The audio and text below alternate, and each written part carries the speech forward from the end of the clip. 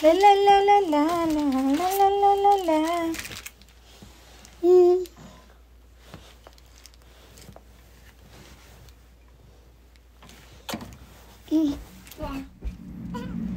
Hi everyone! Good afternoon mga moms! Ayan, for today's video ay mag-unboxing na naman tayo ng aking order from Tictac.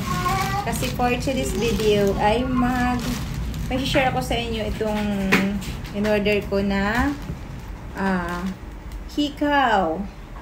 18 karat gold siya. 18 karat gold siya.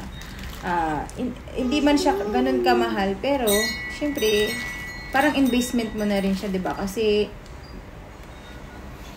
wala naman tayong kumbaga hindi naman tayo maraming pera para mag-start mag-invest doon sa mga alahas na mga gold na mahal talaga siya. So, 'di ba, mag-start muna tayo doon sa maliit. Diyan muna tayo sa maliit. Kasi once na nasasanla na natin 'yon, tumataas na rin yung value nun. Katulad nito.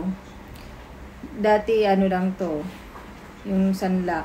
So, ngayon malaki na kasi ilang beses ko na 'tong nasasanla, 'tong necklace ko. Ayan. Ito din na ko rin na 'to. Nasasanla din 'to kasi pina-appraise ko na rin siya. So, ayan, ito na naman ang aking panibagong investments. Ayan, open na natin.